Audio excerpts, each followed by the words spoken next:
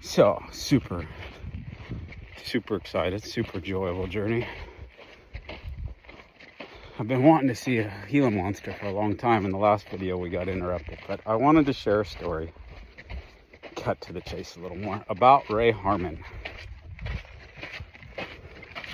And after I graduated, followed Buck around, I'd run out of money, come back, work.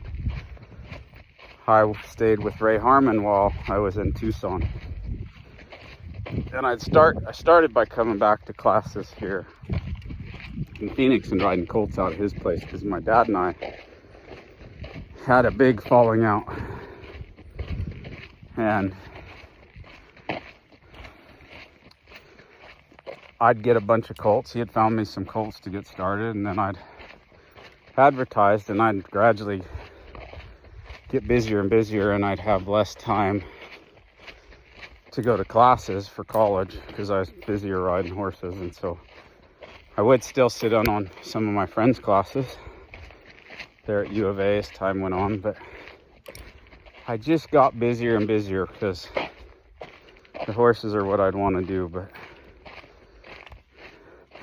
I'd be riding a colt, and Ray and his wife Janet, bless their heart, they were some of the two kindest people. And I know I give credit for talk about my dad saying how much Buck did to raise me, but really Ray and his wife did just as much too. And they took a kid in, kind of a little punk kid too, not terrible, but yeah, I had some bad tendencies, and they saw something in me.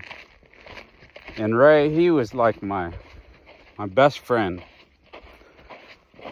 I was 20s and he was 60s, but we went everywhere together. And that guy, man, he had some of the coolest stories. I keep hoping one day I'll get to sit down and write a book and include all the stories that he told and kind of make it into kind of a fictional book, but with a lot of his stories intermixed.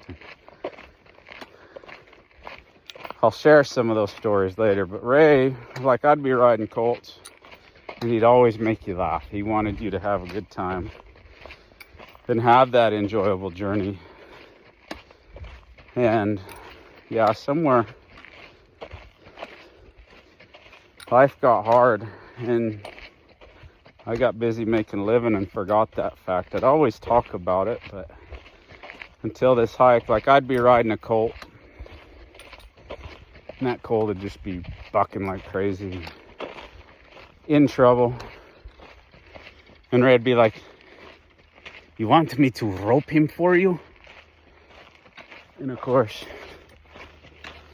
you'd be worried that he would actually swing his rope and make things worse while you were riding that colt. And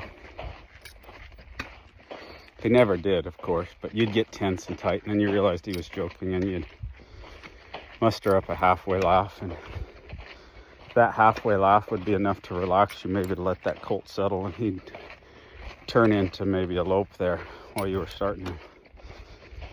And when I'd go to town, he'd always joke. I'd be like, "You need anything, Raymond?" He's like, "Yeah, I could use some money." And it was funny because Ray didn't know how to work his debit card, so he'd sneak it out and he'd have me work it for him, get him some money so he could go buy a bed or something. So his wife, of course, she knew. She knew. And Ray had made some money in the commercials, and so he'd get these residual checks, and he and his wife, they'd like race to the mailbox, go different ways around the block, see who could get that check first. But Ray did more for me in that time than anything, and just believing in me. Like, he was the first guy that truly fought for me to get a job with Buck, and Buck was afraid to hire me, afraid that I'd fall asleep maybe driving or something, because I had a knack. If you put me in a passenger seat, I can go to sleep in no time in a car. But I drove a lot, and I even, like I said, I drove and followed him and Greg Elio around. They had 2 drivers, and I'd pretty much keep up with them step for step all night long. But I was 10 years younger too. But Ray was that first man that really, Ray Harmon, that truly believed and fought for me, that I can remember fighting for me and riding colts and encouraging me, and yeah, and just sort of, I mean, this old wise cowboy, good hand, but would ask me questions and challenge me and challenge my thinking, and I missed that. Totally, that's one thing I love about having the guests that come in and the interns, is that challenge of questions or philosophy, and changing that inner you and how you see things with the horse, and slowing down, because it's not so much about reaching the destination, but enjoying the journey. So hope you guys enjoy the video. Happy trails. Enjoy that journey.